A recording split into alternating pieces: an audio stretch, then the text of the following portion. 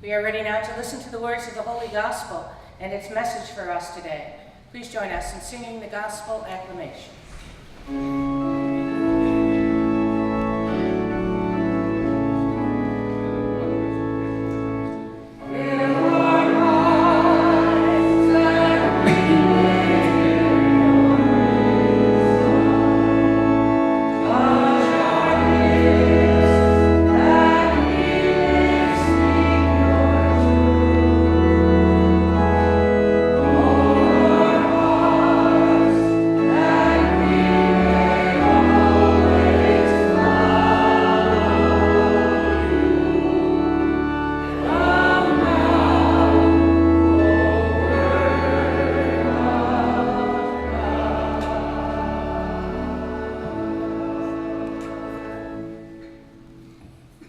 The Lord be with you. And with you, sir. A reading from the Holy Gospel according to John.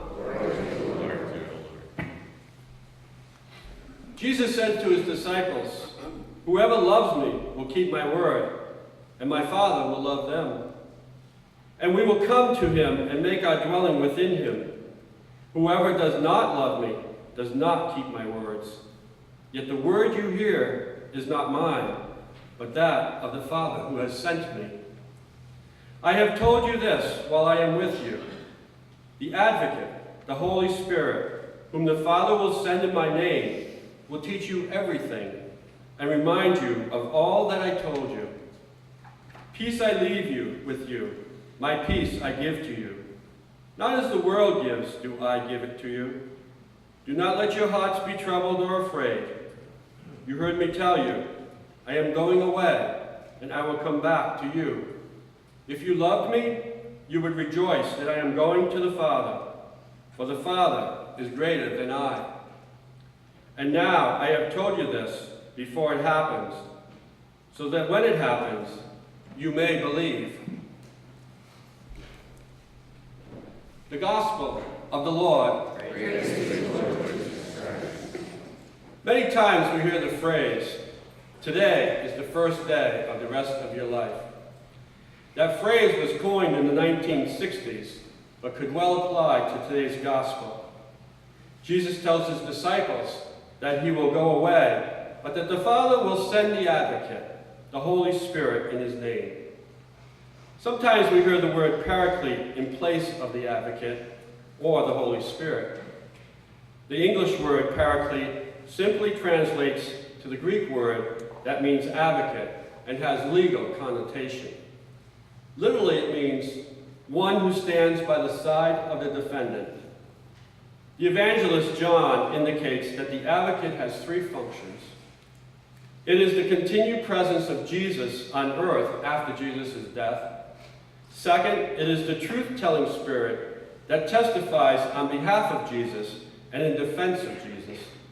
It affirms that Jesus was not a shameful failure, but the beloved of God, a faithful and dutiful son. It reminds the disciples and us of things Jesus said and also reveals things Jesus was unable to convey. John also tells us that the Holy Spirit will dwell within us. Jesus lets his disciples know that although he will no longer be with them, they will never be alone. This weekend, our second graders will make their first communion. So let me tell you a story about a second grader. A teacher asked her second graders to write a story about their favorite hero, a personal hero. One little girl took her essay home, showed it to her parents so they could read it. Her father was flattered to discover that his daughter had chosen him. "Why did you pick me?" he asked. "Well," she said, "Dad, don't be so excited. I couldn't spell Schwarzenegger." Reading today's gospel, it's easy to identify Jesus' personal hero. Moreover, it's easy to spell Father, Father. Ralph Waldo Emerson once said, "What lies behind us and what lies ahead of us are tiny matters compared to what lies within us." Ideally, what lies within us is the reason, or our reason, for coming together to share in this worship community. Ideally, what lies within us is our devotion at the deepest level of our beings to our personal hero, the love of our lives, whose name is spelled J-E-S-U-S, Jesus. In Emerson's word, what lies behind us and what lies before us are tiny matters compared with what lies within us.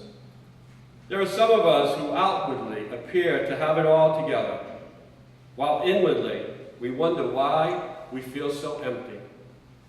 Maybe it's because we've grown accustomed to our predictable, safe pattern of living, and that we forget that there is much more to which God is calling to us. Maybe it's because we've grown accustomed to the day-to-day, week after week, year after year pursuit of money, material things, and financial security, that we fail to realize the difference between living and merely existing. Maybe it's because we fail to acknowledge our dependence on God to fill the emptiness. Maybe it's because we sell our souls for an illusion of life, but not the real thing. This weekend, as I mentioned, our second graders will make their first communion. They will come to the table of the Lord for the first time. They will be in awe and come in reverence as they take the bread from Father and receive Christ. Yes, what lies within us after receiving the Lord is what's important. When you come to the Lord's table today, come with the awe and wonderment that our first communicants will come to tomorrow. And then take what lies within you and spread it around through your actions and words. The disciples listening to Jesus would soon understand this is the first day of the rest of your life. A life without Jesus' presence, but a life with the Holy Spirit to reinforce their faith and to be with them. Make this the first day of the rest of your life, a life filled within you by the presence of the Holy Spirit.